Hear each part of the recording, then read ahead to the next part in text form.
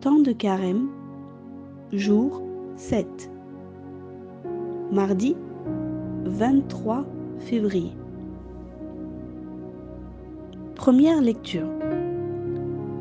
Deutéronome, chapitre 6, versets 6 et 7.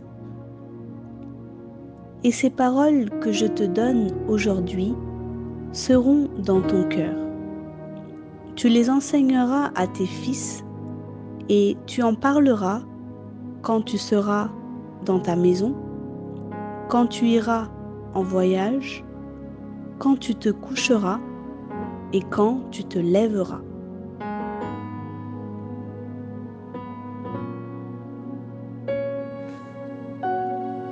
Psaume 127, verset 1 au verset 6. Si l'Éternel ne bâtit la maison, ceux qui la bâtissent travaillent en vain. Si l'Éternel ne garde la ville, celui qui la garde veille en vain. En vain vous levez-vous matin, vous couchez-vous tard, et mangez-vous le pain d'affliction. Il en donne autant à son bien-aimé pendant qu'il dort. Voici que des fils sont un héritage de l'Éternel, le fruit des entrailles est une récompense. Comme les flèches dans la main d'un héros, ainsi sont les fils de la jeunesse. Heureux l'homme qui en a rempli son carquois. Ils n'auront pas honte quand ils parleront avec des ennemis à la porte.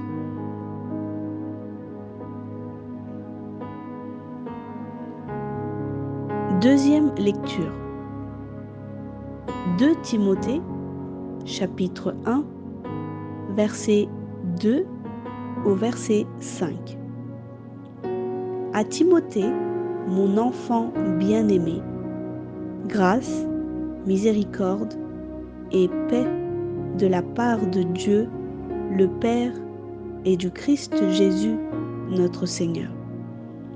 Je rends grâce à Dieu que je sers à la suite de mes ancêtres avec une conscience pure, et je ne cesse de faire mention de toi dans mes prières, nuit et jour. Car je me souviens de tes larmes et j'ai le vif désir de te revoir afin d'être rempli de joie. Je garde aussi le souvenir de la foi sans hypocrisie qui est en toi et qui habita d'abord en ta grand-mère Louise et dans ta mère Eunice, comme j'en suis persuadée qu'elle habite aussi en toi.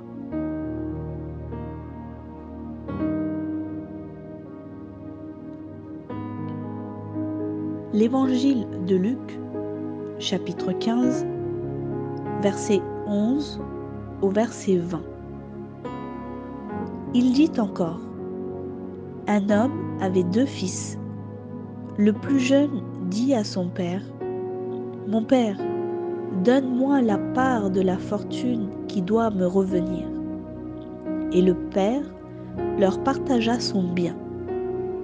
Peu de jours après, le plus jeune fils rassembla tous ceux qu'il avait et partit pour un pays lointain où il dissipa sa fortune en vivant dans la débauche. Lorsqu'il eut tout dépensé, une grande famine survint dans ce pays et il commença à manquer de tout. Il se lia avec un des habitants du pays qui l'envoya dans ses champs faire paître les pourceaux. Il aurait bien désiré se rassasier des caroubes que mangeaient les pourceaux, mais personne ne lui en donnait. Rentré en lui-même, il se dit: combien d'employés chez mon père ont du pain en abondance, et moi, ici, je péris à cause de la famine. Je me lèverai, j'irai vers mon père et lui dirai: Père, j'ai péché contre le ciel et envers toi. Je ne suis plus digne d'être appelé ton fils. Traite-moi comme l'un de tes employés.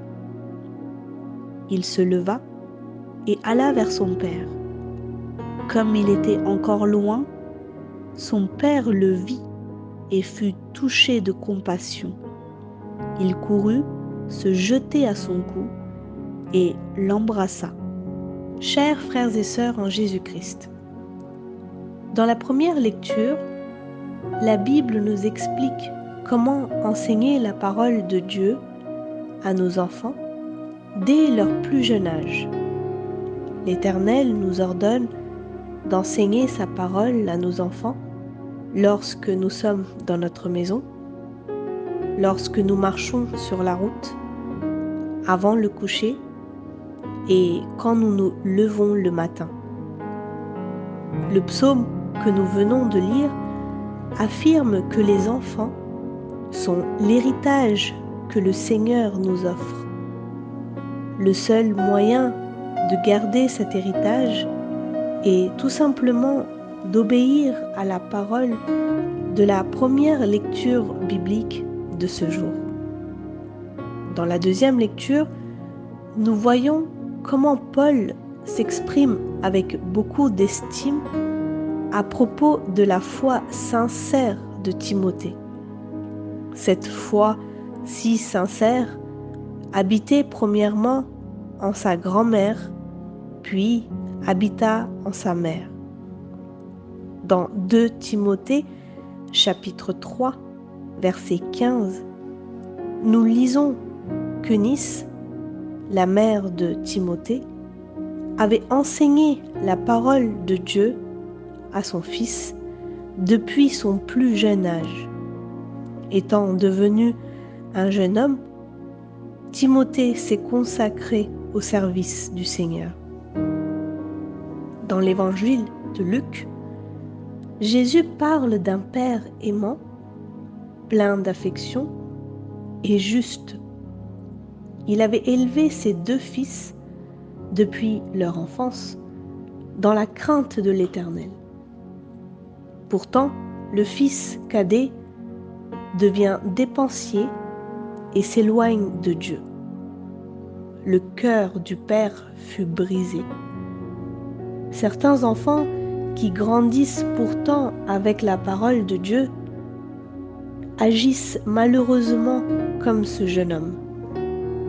Dans ces moments-là, en tant que parents, nous ne devons pas sombrer dans un sentiment de culpabilité et de profonde tristesse, remettant en question l'éducation spirituelle que nous avons apportée à nos enfants. Mais, tout comme ce père, nous devons patienter dans la prière. Attendre sans prier ne sera point fructueux. L'attente dans la prière et dans la présence du Seigneur apportera ses fruits. Alors, il est certain et incontestable que le Seigneur fera tenir notre enfant dans la présence du Seigneur, dans le ciel, en son jour. Prions dans le jeûne pour nos enfants. Que la grâce de l'Éternel soit toujours avec nous. Amen.